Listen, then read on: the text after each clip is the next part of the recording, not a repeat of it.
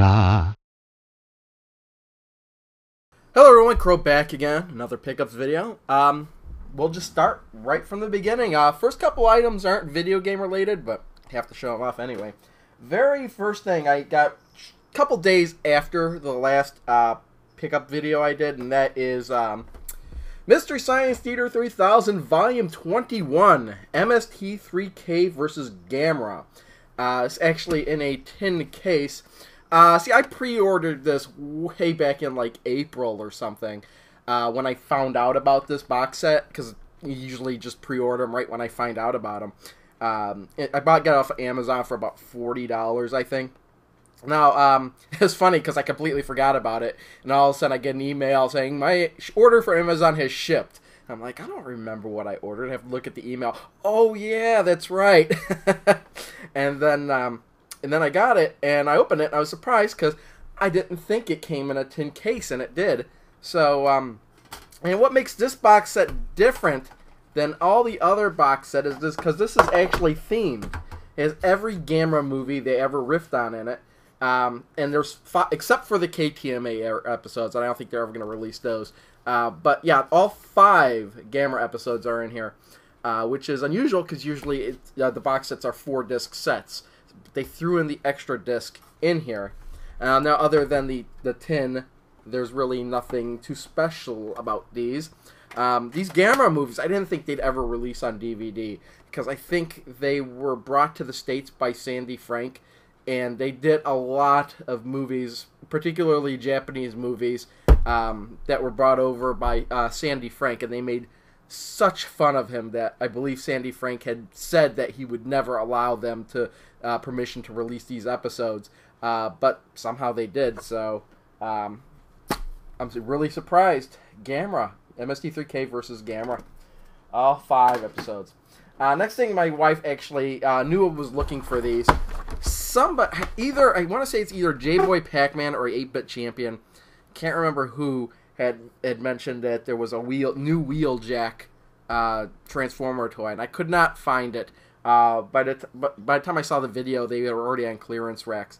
But my wife actually was at Toys R Us, when Toys R Us by us, and they actually had one. They had 2 of them on the shelves. You know, after so long of not having any, I don't know where it came from. But the reason I wanted Wheeljack so much is because the original generation Wheeljack was the very, very first Transformer I ever had, and I don't have it anymore.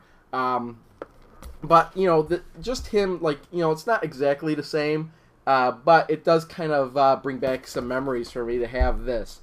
So you know, went with that. But while she was there, she had a you know, buy one get one 50% off coupon. So she asked me which other one I wanted, and I said Thundercracker because actually the Generation 1 Starscream was the very second Transformer I ever got. And they don't have the Starscream like this. The only Starscreams they have are the crappy ones from the movies with all the markings on the wings. So, you know, screw that. This more resembles the original Starscream. Thundercracker was... there were 3 Transformers that were like Starscream, Thundercracker, and there was another one, I can't remember. They were all basically the same Transformer, except they had different colors, and this is one of the original. So this is a lot like the original Starscream. So yeah, I'm going to open these up, put them on display somewhere. Alright, we'll get to the games now. A couple of these are mixed together, so you have to forgive me where these actually came from if they don't have stickers on them. So they're going to kind of be jumbled up. I know, like, after last pickups video I did, some people were saying, what, no Goodwill pickups? Well, the very day I was making that video, my wife was out at Goodwill picking up stuff. So some of that is mixed in here. We got Super Play Action Football, and this was $1.99. It was funny, look at all the scratches and markers on the back. I don't know if I'm going to care too much to get that off. True Lies on the SNES. Again, Josh, what were you thinking? Put your name on here. Josh. Josh. That's a funny name. Josh. You know, I can't... Oh, I think she picked this one up at Disc Replay. for a couple, less $5 or around $5 too. I think she has a habit of taking the price stickers off of it. So yeah, these I could tell that she got these from Disc Replay because of the way the stickers left on the sticker residue is left on here. Darkstalkers 3, which was very, very good Darkstalkers game on the PlayStation. I used to have this, and I don't anymore. I don't know what I do with it. And then we have Breath of Fire 4. She picked it up just because it was a Breath of Fire game that I didn't have. So I do have 1, 2, 3. You know, I take that back. I don't know which ones I have offhand. I think I have 1 and 2, but not 3. But now I have 4. She found this at Toys R Us. That's right. These games were on the cheap for Toys R Us. I think $5, something like that. I say that. I know they're from Toys R Us because they have the R-Zone sticker on it. They have Create for the PlayStation 3, which is Move compatible. I really don't know. I think this is like a broader... Well, the intention was like a broader Little Big Planet or something. Where you create your own games or create your own scenes, use your imagination, unlock rewards, experiment to solve fun challenges. Interesting. It's weird. It's a kind of game that it's so open-ended, I don't know exactly what it is. Look at this. It says 10,317 kilobytes required hard drive space. Interesting. Okay, well, onward, and then we have the Dreamcast collection. I think for $5, this is not a bad price. The thing that people were complaining about with this is all these games were already available for download in the Xbox Live Arcade. So, you know, why didn't they include more Dreamcast games, you know? Why not Sonic Adventure 2 or, Crazy Taxi 2? You know, what we get is Bass Fishing, Space Channel 5 Part 2. Why not include Part 1, even though... Yeah, why Part 2 and not Part 1? That's so weird. Why Part 2? Crazy Taxi and Sonic Adventure. Not bad titles, but you could have included a lot more in there. But for $5, that's like $2.50 a game, so not too bad for that price. What else we got in here? We got, oh yes, Toys R Us Tournament of Legends. I think this was $5 as well. Kind of like a, when I was looking at this before, it's like they tried to take Eternal Champions and update it with warriors from different times and places and mix them together to battle. We have, oh, this is from Goodwill, actually. Green Day Rock Band for the PS3. Got it because it was $5. And TV Superstars for the PS3. Look at this. It's move required. How about that? Huh. Never heard of this game. $5. You picked it up. Let's see what else we got here from Goodwill. David Robinson's Supreme Court.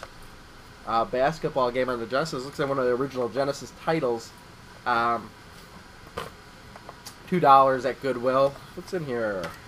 Oh, it's got everything complete. Very nice condition. So it didn't have that. Looks like we got another Genesis title in here.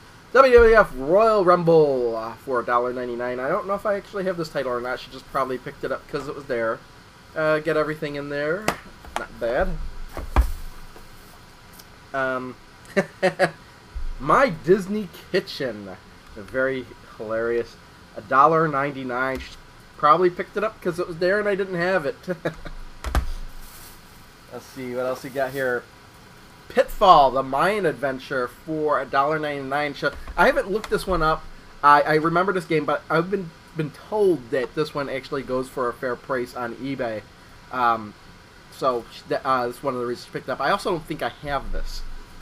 So next we have Tetris. You picked it up. We have this, but Tetris for $1.99 on the SNES or on the NES.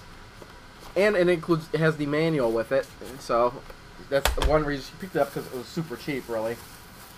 We have Super Spike V-Ball and Nintendo World Cup Combo Cart. Don't know if I have the Combo Cart version of these games, but this also included the manual for $1.99. And then we have I think I have this game. Ivan Iron Man Stewart's off. Let's see, Super Off-Road. Really good game. I usually play this game in the arcade all the time. This actually also includes the manual for $1.99, and they also included the sleeves too. So, kind of, you don't really see them selling games with the sleeves a whole lot. And then a couple other ones on the side here. She picked these up from Disc Replay for sure. I remember. We have Gekido, Furious 4-player fighting. So I guess it's a multi-tap game. I've seen this before someplace, but looks kind of interesting. Just a random beat 'em up. I don't know why. I kind of like the cover art on this a little bit. We have Tecmo's Deception, where I believe that you must decide who lives and who dies. As in life, Tecmo's Deception holds you responsible for your actions. Interesting. I can't quite. I want to say this is kind of like a game where you set up traps in a dungeon, but I'm not entirely sure about that. Oh, I used to have. There's actually 2 different versions of this. Williams Arcade's Greatest Hits. Now, I'm making my pile fall over here. Now, when I originally had this game, and I don't know if I actually had it or if I rented it, but there's a long box version of this too, and this was $2. I think these were all $2. Gekido, Tecmo's Deception, and Williams Arcade's Greatest Hits. This actually still has the sticker on it for $1.99. And Steel Harbinger for $1.99. Don't really know much about it. My wife actually bought all these because they were just $2. And my battery just died, so I just popped in a new one. I didn't think I had this game, or I thought I did have this game, and she picked it up anyway because it wasn't in my list. And that is Donkey Kong Jr., the arcade classic series. So yeah, I'm glad she picked that up. It was $3.99. I believe it goes for a little bit more than that, actually. Alright, let me get this stuff out of the way. I got one, well, you'll see. I bought a game off of eBay. I wanted to, I did a video on some pinball game. I can't even remember the pinball game now. Or I mentioned something about a pinball game. I can't remember. Anyway, in YouTube comments, I think it was Atari Leaf that mentioned that, if I like pinball games, to check out Rockin' Ball. Well, Rockin' Ball was a game we actually had a long time ago, back when we originally had the NES. And maybe a year or so ago, I think it was Pocket Migo, did a video on Family Pinball, which is actually the Japanese version of Rockin' Ball.